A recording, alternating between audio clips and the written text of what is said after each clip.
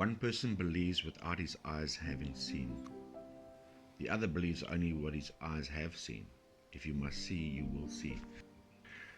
If I'd explain ʻnaɪznə, I'd talk about the wood choppers, the forests, even the elephant or elephants, the historic books written on the area by Dalene Matthee, the lagoon of ʻnaɪznə, the boat builders that came here, the wood choppers with the yellow wood trees and the natural forests behind me. That's how I see ʻnaɪznə in this area. The forest is the key. The forest is the door, the gateway to this, where we're sitting now. And actually what started where we're sitting now. My name is Desmond Morgan. We're in a very special place, Portland Manor. And when you say Renendal, people go, where? So about 15 to 20 k's out of ʻnaɪznə, on the old Woodcutters Road in Renendal, is a town called Renendal. So let's say between, call it ʻnaɪznə and Sedgefield. You go into the mountain, just outside, towards the mountain, you're in the most historic part, one of the most historic parts of the Cape Province. And that's where we are, at Portland Manor. It's an old mansion and an old estate from the 1800s. The Honourable Barrington from Portland Manor, it was his idea to get Italian people here to do a silk industry. Unfortunately, I think the paperwork, the grounds wasn't set properly, the promises that was made to these people wasn't done right. They ended up in ʻnaɪznə in Ghana, forest, worse than it looks today, no houses, no tents, no nothing. They dropped them down here and say, help yourself. My name is Reino Shukati. I'm the 4th generation of these silk spinners that came from Cerro Maggiore Varese, Italy, to ʻnaɪznə, Kona, to do a silk industry. The forest is just something that rejuvenates you. The Japanese have a term which translates to forest bathing, and it really is that. It's a heightening and an awareness of your senses. Your sense of smell kicks in, you've got your ears, sense of sound. Obviously the visual overload is just amazing. A forest it's a cocoon that you're walking into as well, because you don't have the external horizon stimuli, you've just got what you're there. Mark Dixon, and I am a nature guide in the Garden Route. Yes, so part of my resonance with the forest is about the mysticism that it holds, and almost like you want to be gentle with it. So Dalene Matthee has a quote where she addresses the character Miriam, and it says that, I said, was the forest's heart and the forest's secret. You are never to tell anyone about it. You are never to pick a single lily, and you are never to step into the marsh, because you'll be stepping right into the forest's heart. I'm Marlene. I'm a local in ʻnaɪznə. I've lived here for about 25 years. For now, and for the most part, there's been this underlying current of me being this jazz singer who work in the Garden Route and predominantly in ʻnaɪznə. So right now we are at the famous ʻnaɪznə Heads. So we are on the east side now, because if you look across, it's the western heads, and that's where the Featherbed Nature Reserve is situated. ʻnaɪznə Heads is very dangerous because of the strong currents. You have to enter the heads at an angle, and there has been in the past a number of ships that sank here because there was no indication of which side to enter the river mouth. My name is Thozeka. I'm the information officer at Visit ʻnaɪznə. So the name ʻnaɪznə is from a Khoekhoe word meaning a place of root. ʻnaɪznə is known for the beautiful ʻnaɪznə forest.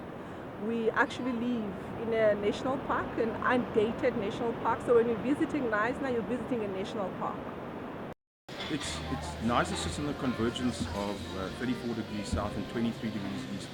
Now the hippies came here in the 70s because it's got a kind of a mystical aura about it. And I was always, from the day I came here, I was entranced in the mid-70s when I came here as a student, waiting with my wife. It's just a really special place. I'm Charles van Tonda. We are currently in 34 degrees south, which was the business that we originally started in 1997, which has become an icon venue in the ʻnaɪznə context. We obviously have a combination of retail and restaurant. We're known for our fish dishes. To me, I can only describe it as important as Table Mountain is to Cape Town, the lagoon is to ʻnaɪznə. It's what makes ʻnaɪznə different, special, mystical. The tide comes in twice a day. We have spring tides, we have neap tides, and every tide brings a different story to ʻnaɪznə. Yeah, this area, I would say it inspires creativity purely just from the nature of it. It's difficult not to be inspired, but then, traditionally it's also attracted creative people. I find we get inspired by the nature here, but also it can nourish originality, creativity, because you've got the space and you always get reminded of where you are in the world and how small we are on this planet. So I think in these days it's also quite important that we are conscious of where we live and to look after it. I think that's going to become more important. Waldemar van Beek, most people know me as Wildy. It's short for Wild Man from back in the day. Arguably, ʻnaɪznə was started from this property.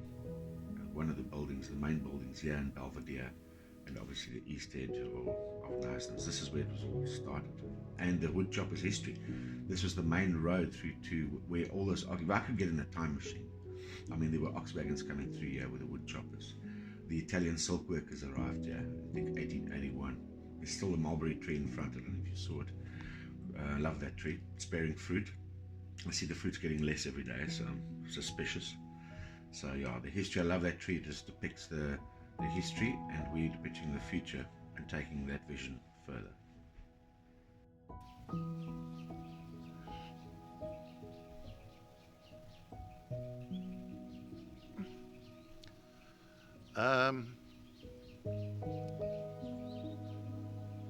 The ʻnaɪznə forest makes me cool and calm. It's got a lot of bad memories for my ancestors, as they had to work very hard there. But for me, it's a relaxing part of my life. I don't have to work as hard as they work, but for them, I feel sorry that they had to work so hard to come to South Africa and be pushed into a forest and say, make a living now.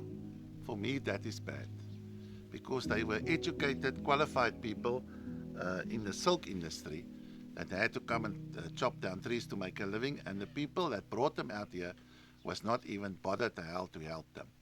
They left them here with nothing.